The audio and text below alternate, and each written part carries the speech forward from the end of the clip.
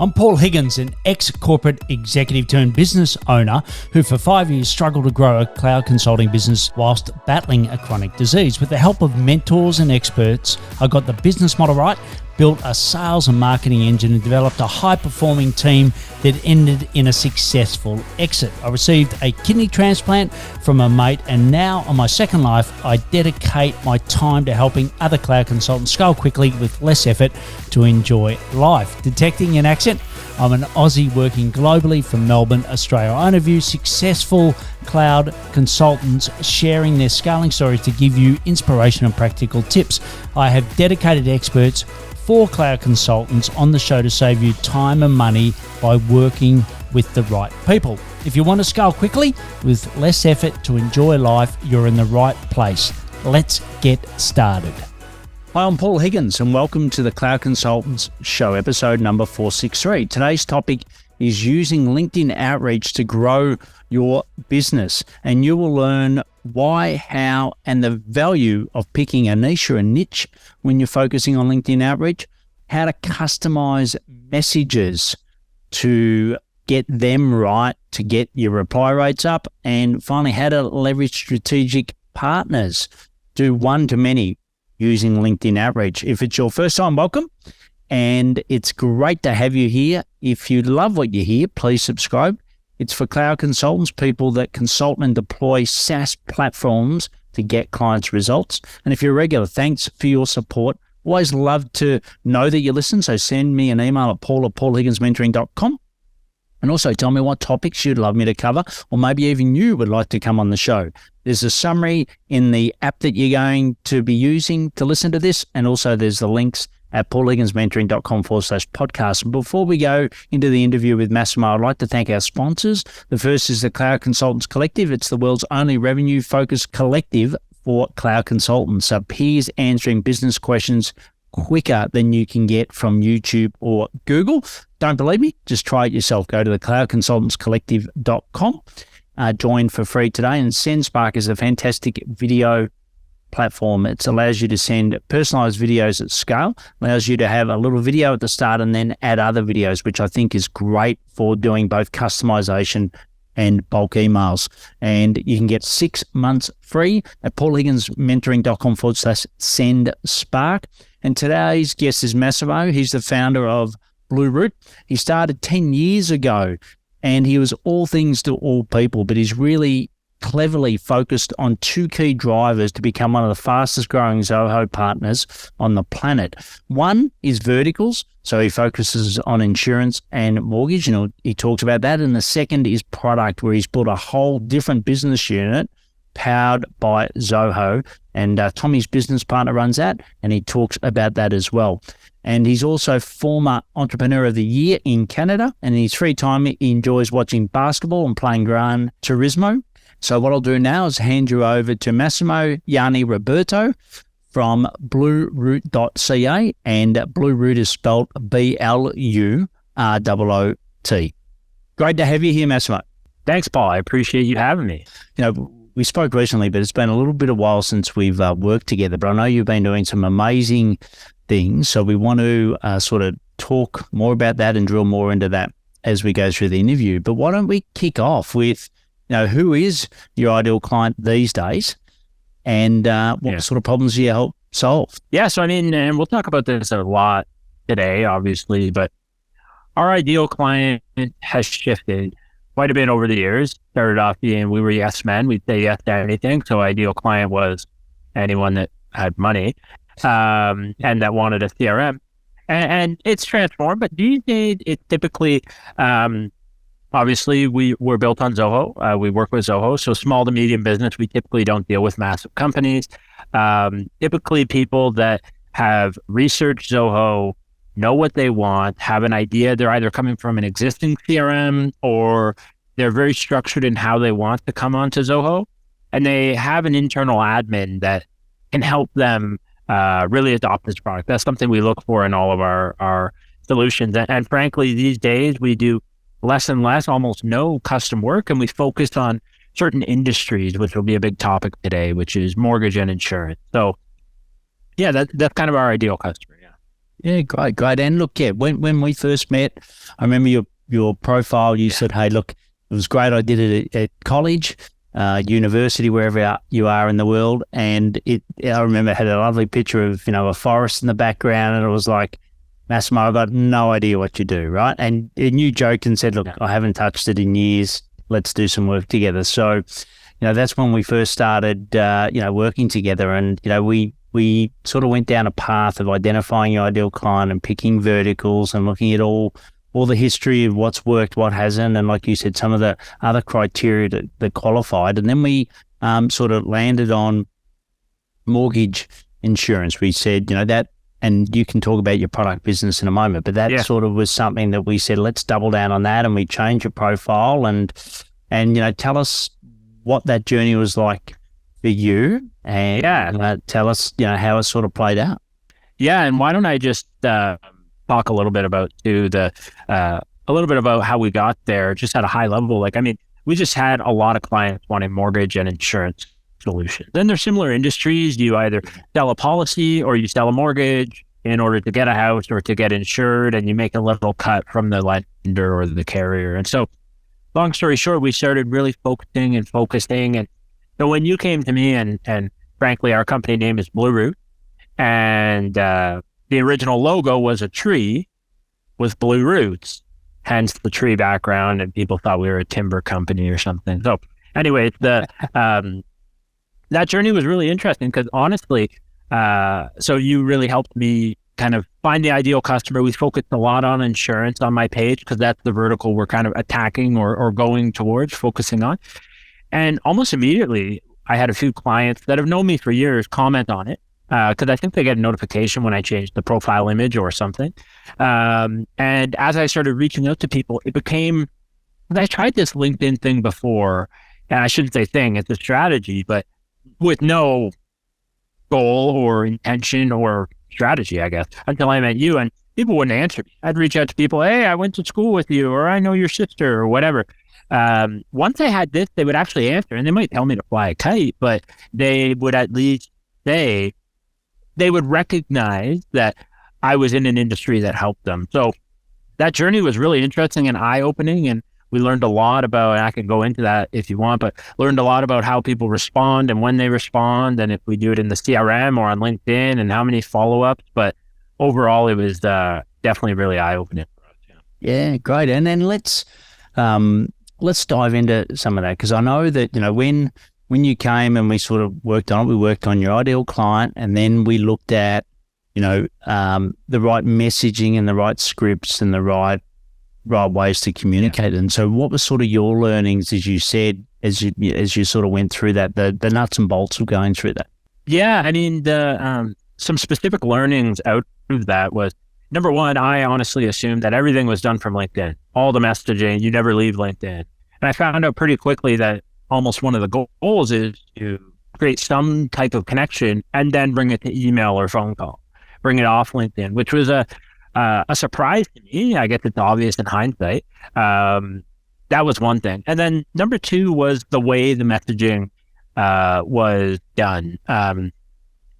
What you showed me in some of the strategies of how to message, and it was really cool to see that even you yourself, who are a pro at it, are constantly tweaking and trying new scripts, right? And I thought there was this secret sauce of, here are the 8 templates that Paul Higgins tells everyone, stamp, TM, whatever.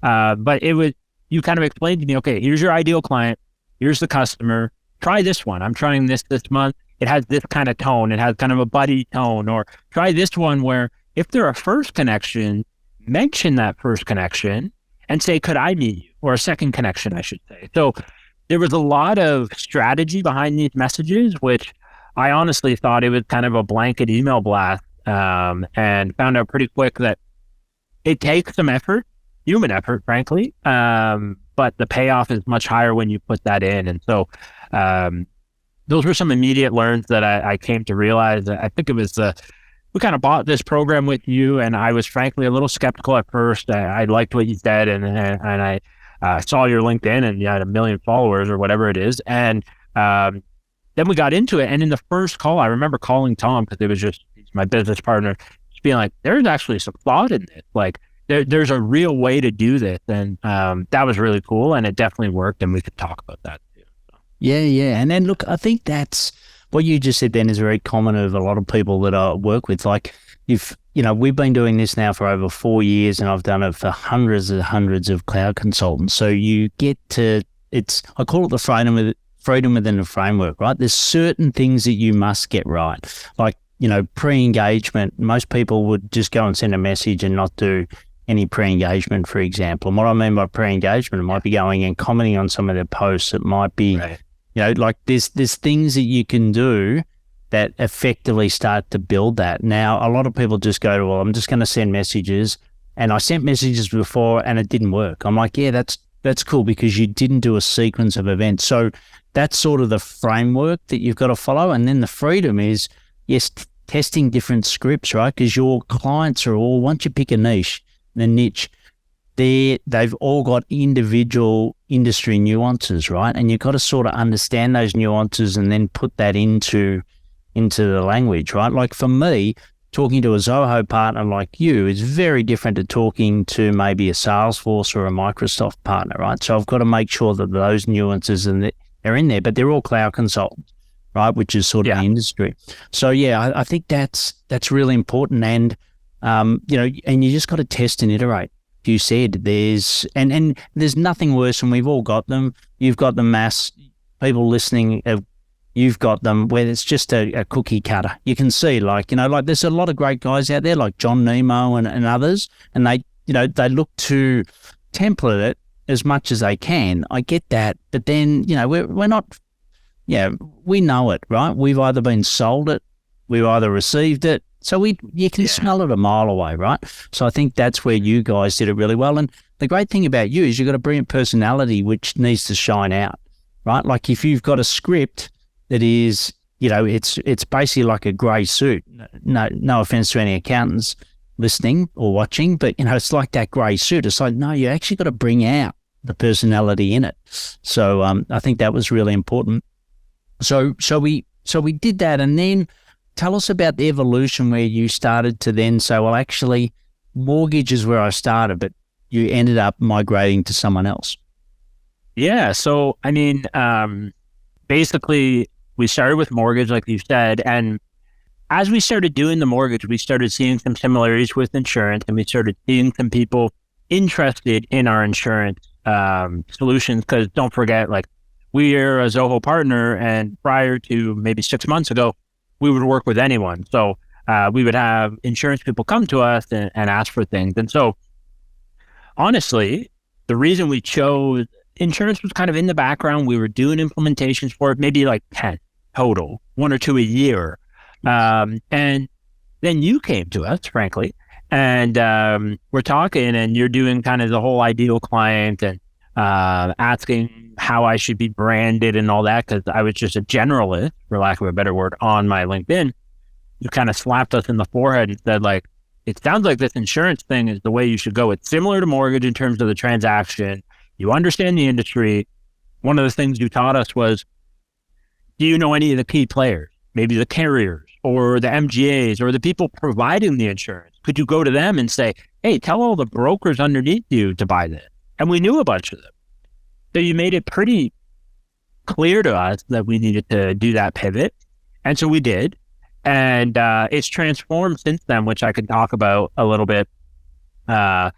Basically, we focused on home and auto insurance companies. And we had some big ones that we had done deals for in the past. And that's what the LinkedIn outreach was doing.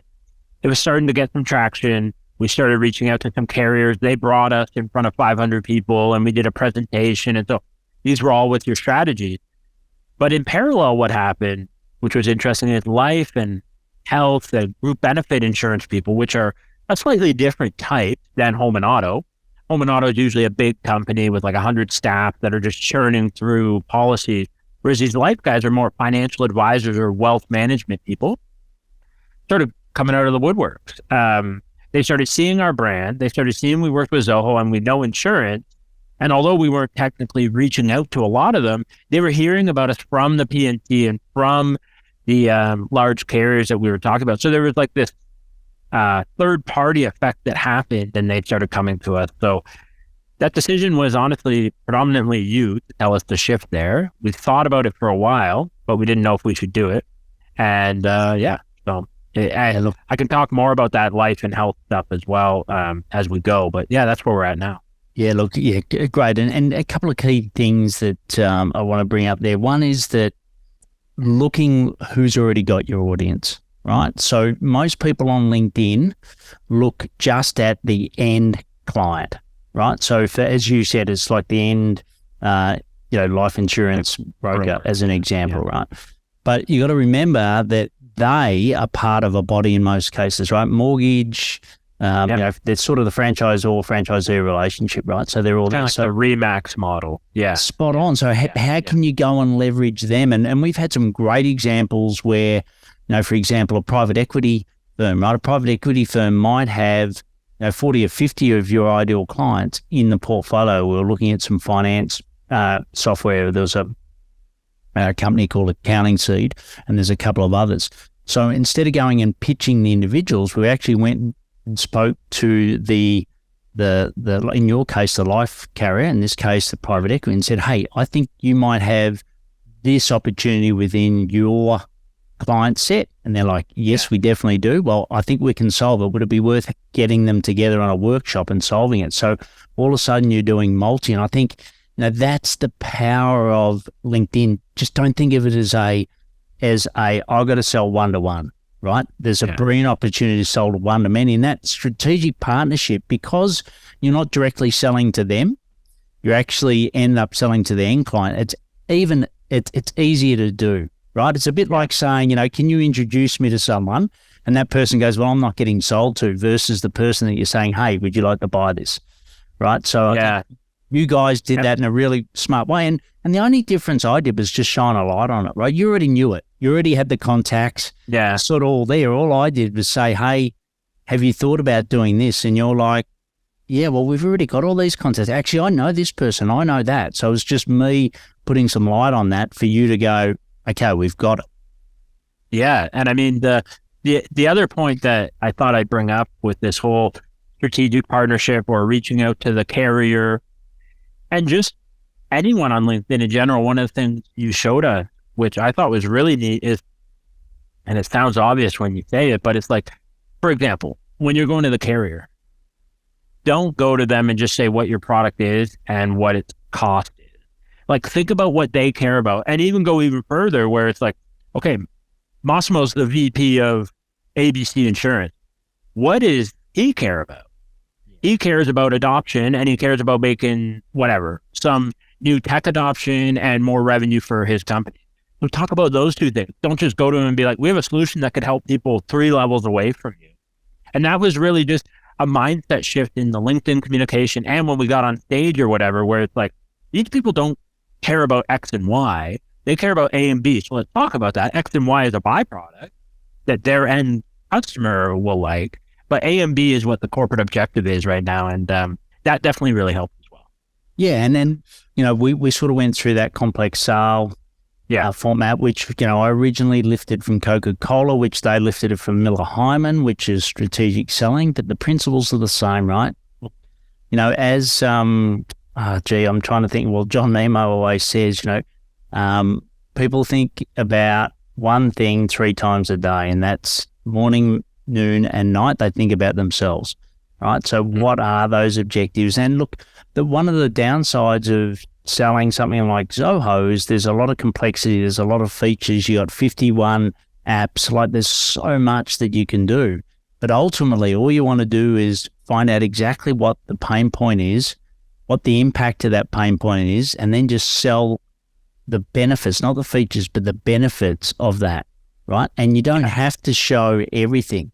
I think what you've done brilliantly is actually, picked the niche, and you've solved a very specific problem, which is around the sales and the CRM piece only, right? Yeah. And that's led to your success. Whereas I work with some Zoho partners, when I first work with them, they're like, yeah, we take all things from all people and we're trying to do everything. And like, unfortunately, that's a very complicated business model to run. So maybe you might just want to talk about, your version of I could do everything versus why am I only picking, we talked about the niche, but why am I only picking a particular thing to solve for? Yeah. So, I mean, and I think you'll have my business partner, Tom, on in a separate episode, but it was a dream I had since year 2 or 3 of our journey. Like, frankly, the Blue Mortgage is what we call our mortgage solution, was built by me in like a rough format in 2016. And then it sat there till 2019. So, and never got sold. I mean, we started noticing that service is great and it's fun and you get to learn all kinds of different businesses, but it's hard. And I know you did this for a living at some point. Like, it's hard to scale that. The only way to scale service is more bodies. And frankly, it's hard to find that talent, especially in the Zoho niche. It might be a bit easier in Salesforce and some of the other ones, but in general, it's hard to find talented people that want to work in service. And everyone says it sounds sexy and fun, but the reality is there are the unsexy parts. I don't know if I'm allowed to say that on here, but anyway, okay, cool. That of supporting and customizing and things breaking. And so there was basically a conversation internally where it's like, can we niche down and start scaling something? And we went to Zoho and said, like, do you have options for this? And they said, yeah, you could try this or that. And so we went down this path. And the benefits of it for us were, we could start specializing in something, start knowing people in the industry, and start getting recurring revenue, which is kind of the name of the game for us now. And it opened up all kinds of things. I think we're also going to talk about some of the challenges. It was honestly, and still is, very hard to shift from a service mentality of, yeah, I could probably figure that out and give me some time and, oh, I could do this and that, to, we'll put it in our product dev queue. If there's a lot of people that want it, we'll build it and we'll call you in 4 months type mentality. It's a very different shift. And so yeah, the niching down was predominantly based on the fact that, can we do more with less and scale up? And eventually the reality is multiples are much higher if you have selling in mind, which we kind of do, for a recurring revenue product that has some IP in it. Yeah. And I think you guys did that brilliant. And you know what, we're going to have Tom, your business partner, on, because Tom, you know, is in charge of the product business and he'll sort of talk more about that. But I think you, as the founder of the business, was super smart to realize, hey, I need to start to productize this for all the reasons you just said.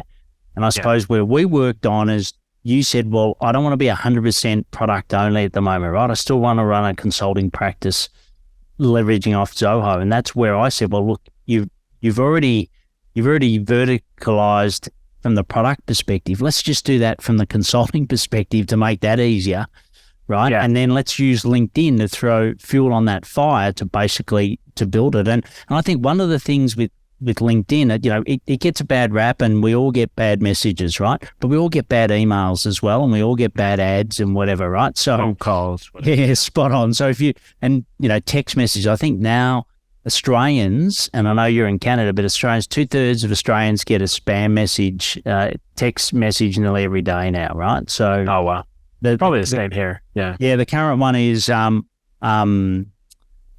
mum here, right? That's the current one, which is quite clever. We're getting revenue agency ones, and those are phone calls as well. I don't know if you get that, like, oh, your taxes are overdue, we've got a warrant out for your arrest. That's one that's a popular one right now. Spot on. And and unfortunately, the people that less, it's the more wisdom you have from a life experience, it typically harder is to deal with that, right? So anyway, but the point I'm making here is that, you know, the LinkedIn is a journey, right? And just because some people aren't doing it well doesn't mean that you can't. And like you said, you got to test and iterate it. But if you look when we first met your consulting business to where you are now, you know, you've got the strategy right. You've applied a similar strategy to what you did in the product business. And the other thing is that LinkedIn just put fuel on that fire, right? So, just think about it. You know, you go back and, like, when I was in my Coke days or whatever, if I could have a register of all of my clients with their exactly who they were, all of their details at my fingertips. That would have made life so much easier, right? Well, we've got that today, right? There's, whatever the current figures are, it's nearly 1 billion people now on LinkedIn. They give you nearly everything you need to start a conversation. You just need the framework to do it. So look, I think that's been brilliant. And for you, I know you've also done some stuff on YouTube lately, right? So to create that thought leadership in the vertical that you're in, which is really smart. So just tell us a little bit about what you're doing there. Yeah. So, I mean, we started on the YouTube journey actually before the LinkedIn, but like with anything, and even this happened with LinkedIn before we met you, like we'd do a couple videos and then stop for 6 months and whatever. So about a year and a half ago, we decided we're going to make a video. It's predominantly been me, 98% of them, but make a video every week. So every Friday I record a video, we get it chopped up, whatever. And then on Monday it goes out. And we've gone from like 180 subscribers to 1,600, which in YouTube world is not crazy. But what it has done is we get around 10 to 12,000 views a month on all our videos. And it has opened up a new channel for us, especially on the insurance side. So for example, we brought out an insurance video, how to set up Zoho for insurance. And honestly, in the video, I showed them 80% of our secret sauce, not all of it, but I'm like, if you want to build what we have, here it is. But no one wants to do that. They're insurance brokers, right? So then they come to us and say, I saw what you did. You know what you're doing. Can I buy it? And it's been trickling in a lot of those life and health people. And so YouTube, like you said, is thought leadership. It helped us in many ways, especially verticalized. And it's bringing in, honestly, it's really neat how we convert them. We have, obviously, the insurance people coming in. We know how to convert them. But then naturally on YouTube, it's more DIY people, right? They want to do it themselves, really small business. And so we have what are called office hours, where people will come in, they can meet with me or someone else on the team once a week in a group setting and just ask questions about Zoho. So we're providing value to people, and it's been a really interesting journey. So LinkedIn and YouTube are our predominant, besides AdWords and all that stuff, but those are our predominant free resources, I guess. Yeah, and I love the bit that sort of the cream on that cake is the community piece, right? So there's a lot of talk at the moment. You probably all listen to podcasts where people are saying, community is the next thing, etc. And, I've been running communities and been involved in communities for, 10 years now. But I think what you're doing around having those peer groups that can support each other is really smart. That's what, I've set up one for cloud consultants. It's a similar thing, right? So I think that once you get the audience, then you actually get them to help each other. So you're the collaborator, which they remember you for being the brand that brought them together. And then when there's something specific that they want, then they'll get to you. And plus, we used to always talk in cradle to grave, i.e., someone who's a sole independent operator at the moment that's just started, they might have left corporate, whatever, who's to say that 10% of those won't be really successful over time, right? And they're going to remember you. So, I think that's really powerful. And the other thing, if you're watching the video at the moment, you might see that Mass has got a bit of a gap at the moment with his teeth. It looks like he's got his 2 front teeth missing, but he's gone through a significant operation because of something that he was born with to finally change his face. And I know you'll say it better than I, but the point I'm making here is he's still showing up to do his YouTube videos every day, right? So you just think about it at the moment for you where you keep putting it off and you're thinking, oh God, it's too hard and I don't want to do it. Here's a man at the moment, looks like he hasn't got 2 front teeth, right? And he's still showing up every day, creating huge value, and the subscriber numbers are going up and it's still working, right? So don't get caught up in what you look like or who you are. It's the benefit that you give to others that really counts. So if you're nervous, it's natural, etc. But I think, Mass is a great example of getting beyond that and creating another great lead stream for the business. So look, I could talk forever, Mass, because, you're a fantastic guy. You've done you're one of the true innovators on the Zoho platform. What you've done with BluRoot from a product point of view, which we're going to talk to Tom soon, and then what you've done from a consulting point of view. So well done. But what we're going to do now is shift gears a little and go into the rapid fire. Are you ready for that? Yeah, let's do it. All right, great. So what are some daily habits that you do to help you accelerate BluRoot? Okay, well, the first one that comes to mind is time blocking. I try my best. I don't always do it, but I'm pretty consistent with time blocking, and that'll be time blocking for email catch up, for sales calls. Like, I have different themes. We also do it as a company, frankly. Every Wednesday, we lock down the company in terms of from 9 to 1 p.m. No one in the company is allowed to take meetings. It's catch up time, and we call it blackout. And so, yeah, that theme is definitely something that's really helped us. Yeah.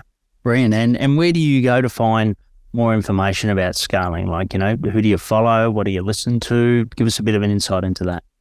Yeah, I mean, so I've listened and invested in a bunch of courses. One of them, who people probably know, is Darren Hardy.